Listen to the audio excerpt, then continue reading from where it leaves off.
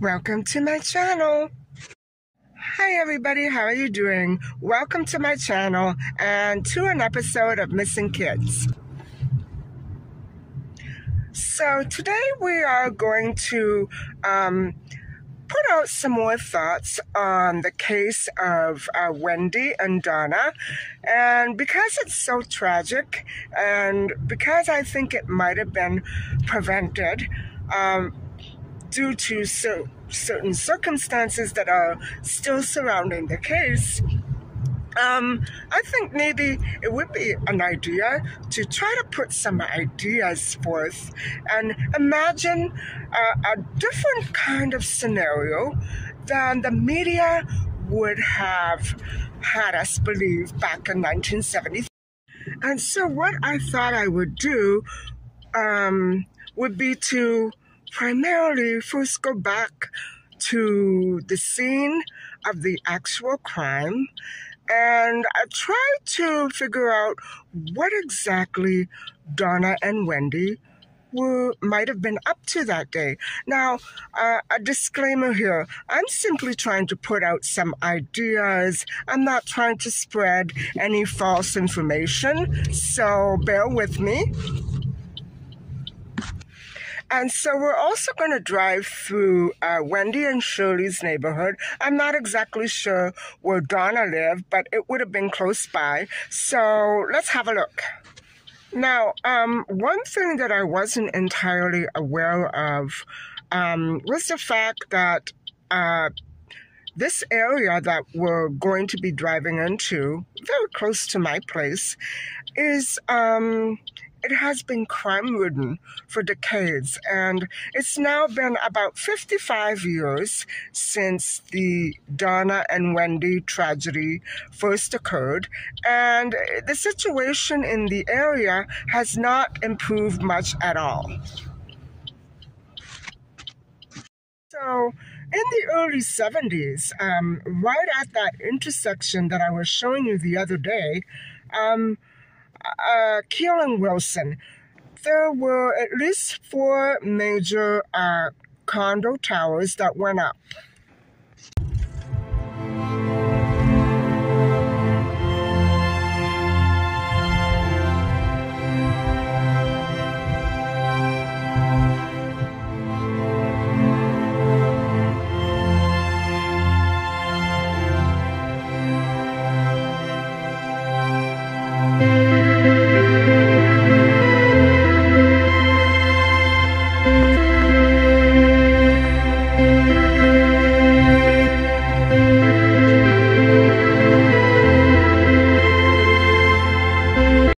So we're right at Jane and Wilson, and Keel would be the next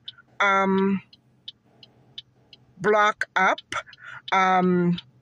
We make a left at Wilson, and it will be 1 block up. And the girls were found in between Jane and Keel off Wilson. And I'm going to take you there because I was under the impression that it was no longer there, but it actually is there.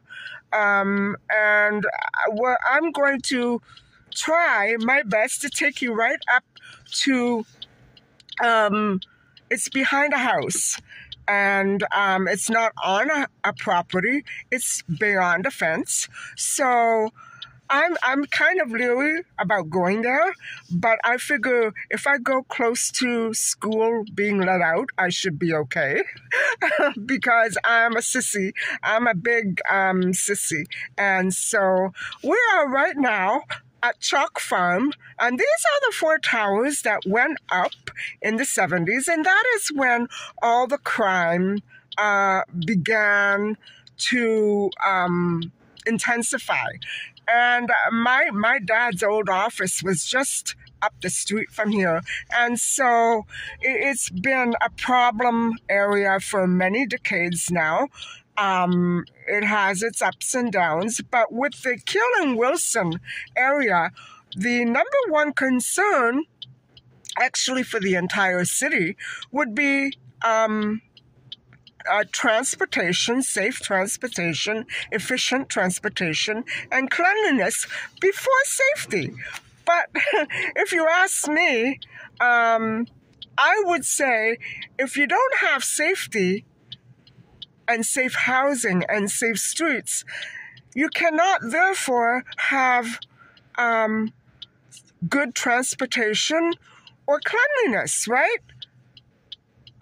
It's sort of like an hierarchic order, whatever have you. You know what I'm trying to say? I think first and foremost, safety comes before everything else.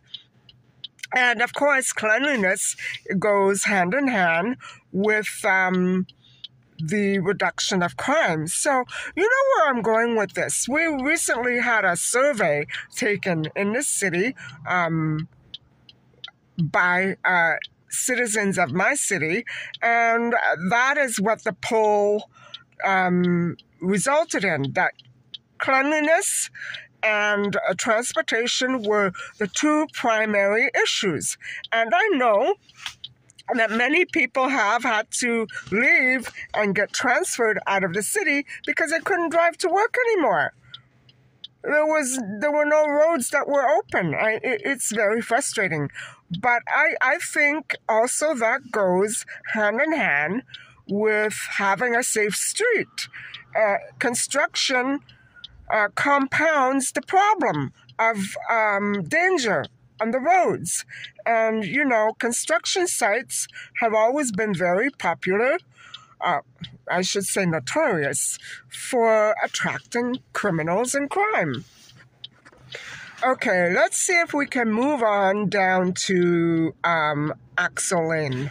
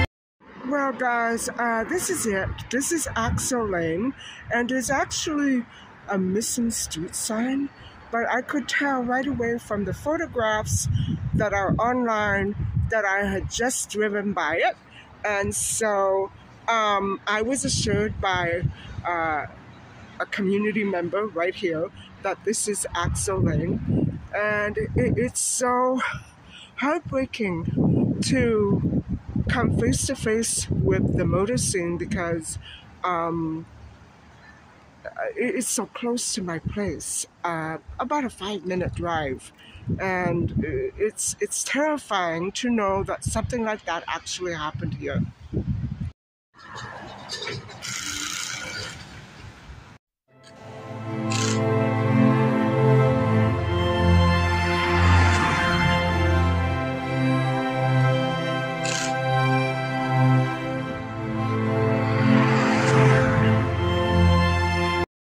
So, I read in an article somewhere that the police wanted to know why the girls did not immediately head home after the mall.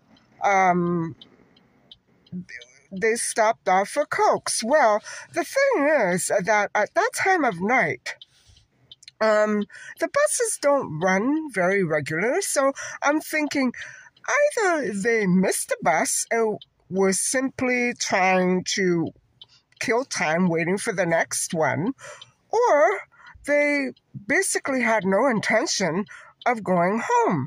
Actually, it could be that their night was simply just beginning.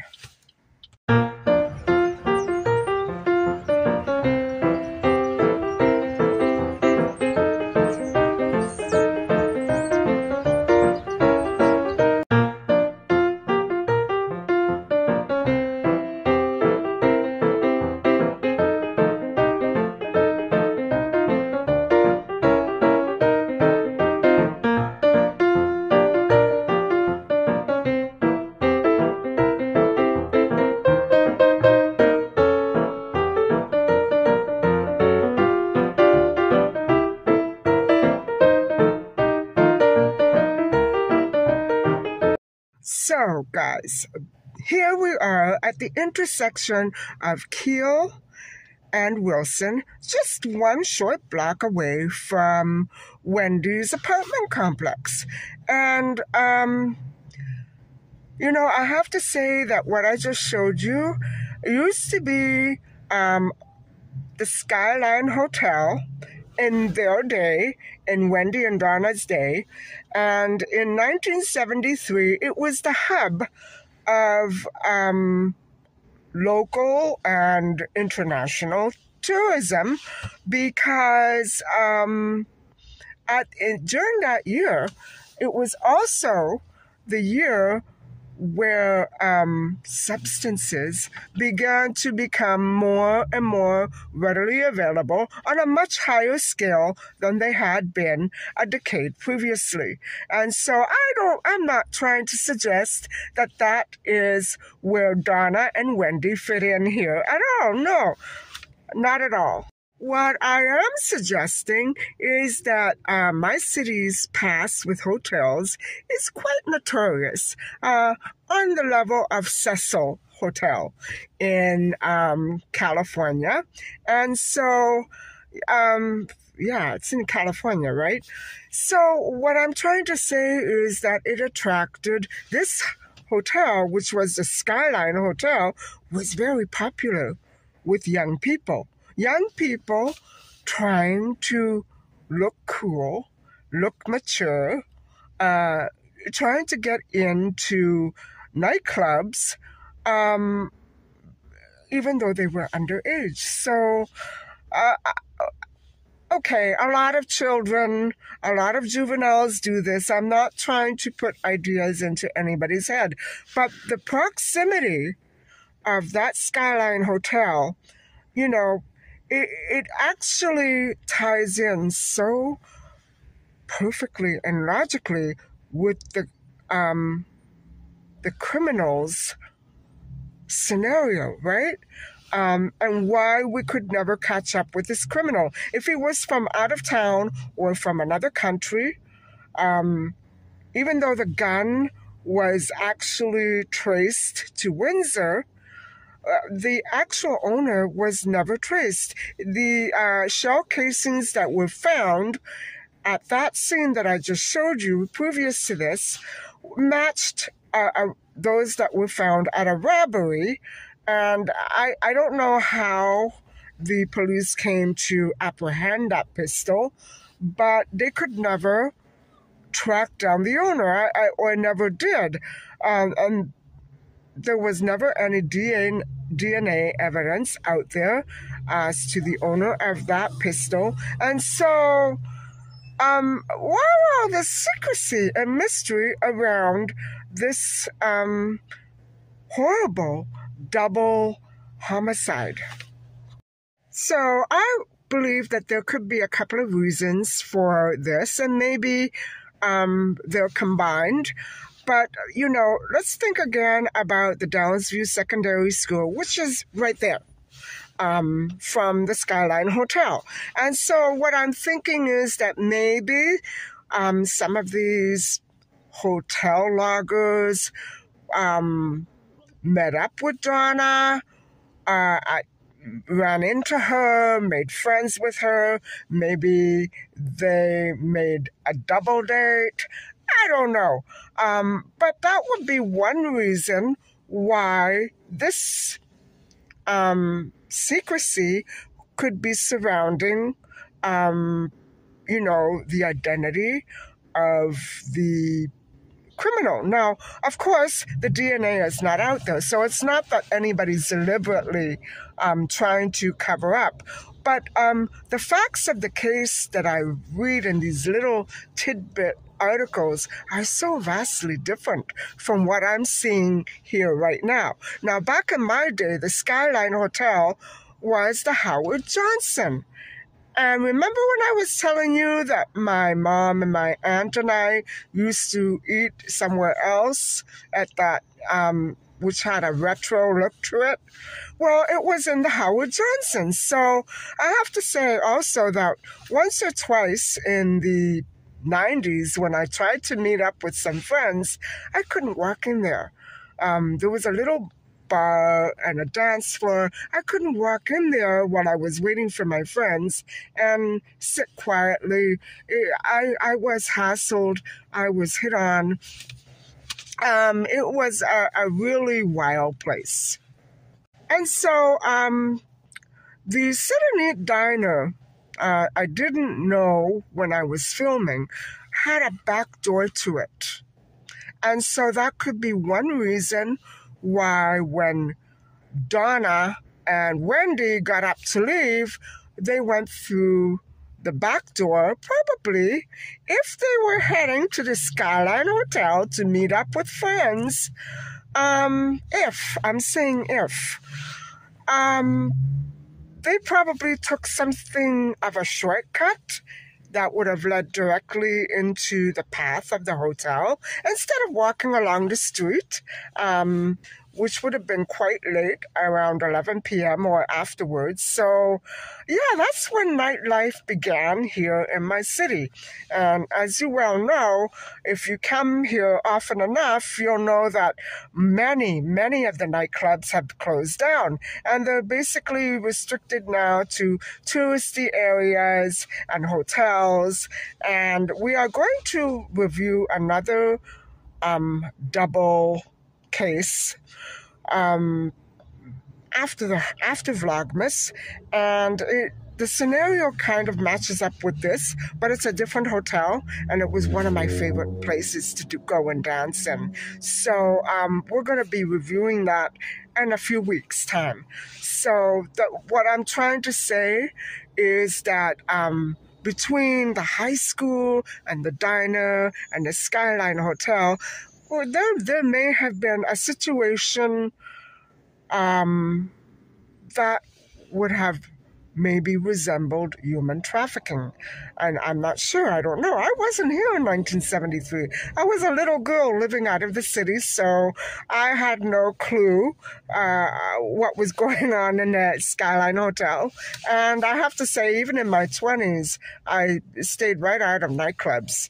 I only developed a taste for nightclubs when I was past my 30s. So I really missed the disco era, too. And I'm so sad. By the time I was old enough to go into the nightclubs, disco era was gone. And it broke my heart. So if the case was that these gentlemen ran into Donna and Wendy either before that evening or that evening, maybe they were going to give them a lift because that's where they were found. They were found very close by the Chalk Farm complex, where near or at where Wendy and Shirley lived. And so that's where they were headed. So maybe they hitched a ride. Now, remember in the 70s, hitching a ride was sort of typical. Every girl did it. Every guy did it. And maybe those gentlemen that might have given them a lift or bought them a few Cokes might have wanted something in exchange. And so I'm figuring that's more along the line of what probably happened. And because the girls were underage, you know, the first article that came out quoted them as being both 19 years old. And so I believe that would have been the legal age then. And I think they raised it after that, because by the time I was 19, I still couldn't get into crime.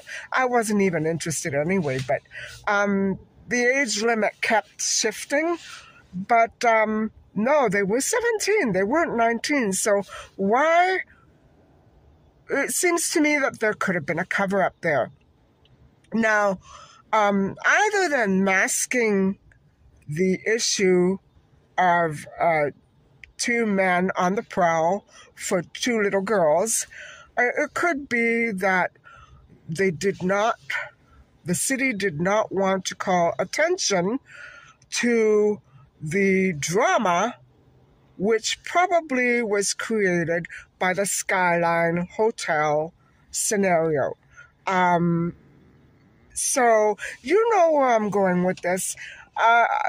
And plus, they didn't have any conclusive facts anyway about the identity. So the Skyline Hotel stayed right out of the picture.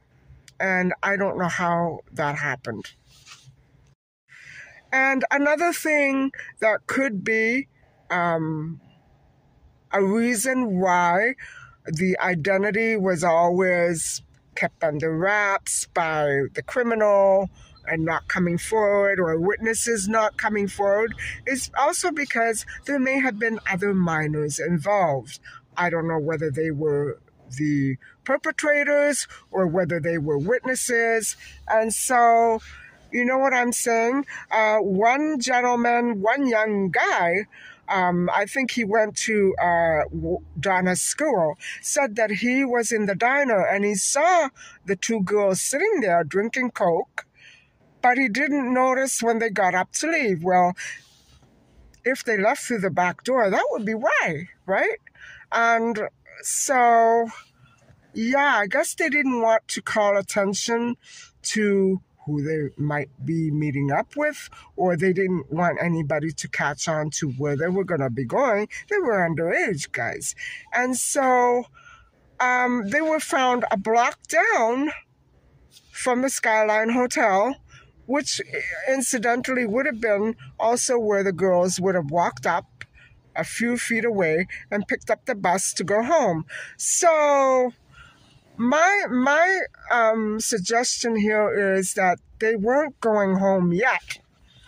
They would eventually get there, but they went to party, and maybe, just maybe, the girls were planning to party that night, and maybe that's what they were doing all night long. They were buying new clothes. They were, getting their hair and makeup done to make themselves look a lot older. They were trying to fool people. And so if that gentleman in the sit-in diner, the boy, I think he was a schoolmate maybe of Donna's, could recognize them, that must mean that he would have been very familiar with them. And you know what I'm saying? So it's funny that he didn't see them leave. Nobody else seemed to notice Wendy and Donna when they left. So, and I'm not sure if that's because they went out the back way and took a shortcut, or either to the bus stop or to the Skyline, whatever, or that maybe the diner was so packed that nobody noticed. I don't know what the scenario is. Anyway, my take on the whole situation is this, guys. After, reviewing Amanda Todd's case and Wendy and Donna's case, and my personal experience with a friend who lived right near Chalk Farm in a hotel, in a house, actually. She didn't live in an apartment complex. She lived in a house with her parents. She used to tell me she couldn't take the crime. She couldn't take the abuse by people in this area. And I live a little ways out here, so I didn't get that at all. And I didn't move into the area until the 90s. So what I'm figuring is this has been the Skyline Hotel and the Howard Johnson have been, causing issues with Canadians who simply want to live a peaceful and safe and happy life, and they can't. There are many other issues besides tourism, but I can only say this. Taylor Swift is one Canadian guest that I have absolutely no objections to at all. And I'm so happy that she came here, and so pleased that everything went well with her tour. And I believe that now she's in Vancouver. So Taylor Swift, you're wonderful. But of course, not all tourists are as nice and wonderful as Taylor Swift. And so Canadian people are put into the position where they have to choose between getting, I don't know, they have to choose between staying very, very safe and not having any fun at all, or maybe choosing some different political leaders who will try to absolutely own up to issues like this and change things for the better, not for the worse. You don't want to put Canadians' lives at risk because you want to cater to tourism, the industry of tourism, and to the criminal whims of tourists. Not all tourists, but the criminals, right? You don't want to have Canadians dealing with that on a daily basis. And if you happen to live near a hotel, I think you're going to feel the crunch there because, I don't know, I guess it goes with the pace of the area too.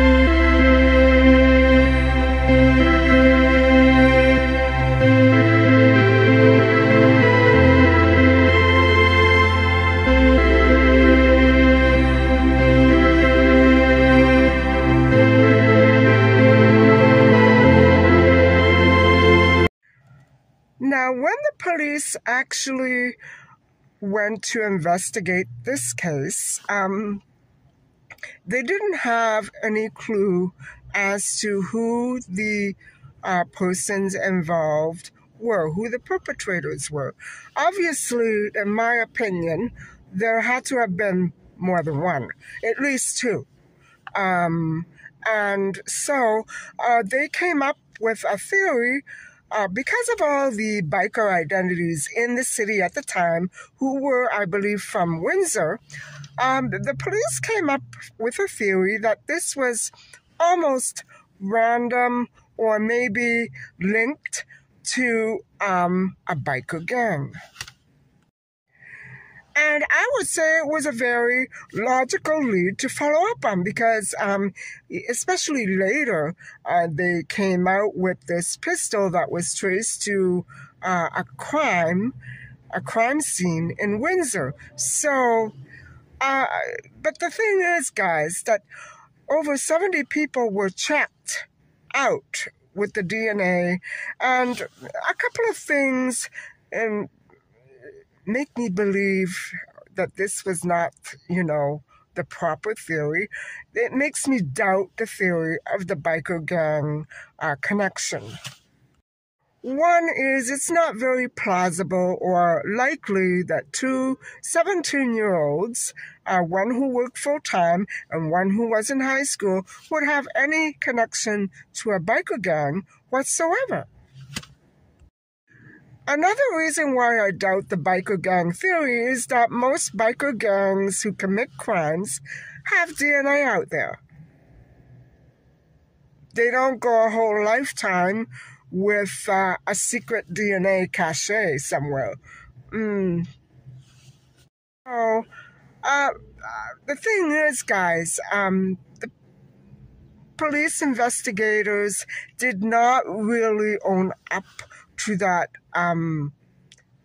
debunked theory. They just simply let it go. There isn't much literature on that theory at all, or what they eventually came to conclude alternately. So they just let it hang. And why, this really, it's not that I think that they didn't do a good job on this. They followed up on a great lead. But what I'm trying to say is it assisted in covering up the real issue. And I think that the real issue was very obvious and apparent at the time. And efforts were made to cover it up. But the one fact of the matter is that there was no evidence out there. There was no evidence either way. Anyway, guys, that's all I'm going to say. I just thought I would give you a brief update because the girls were actually physically violated.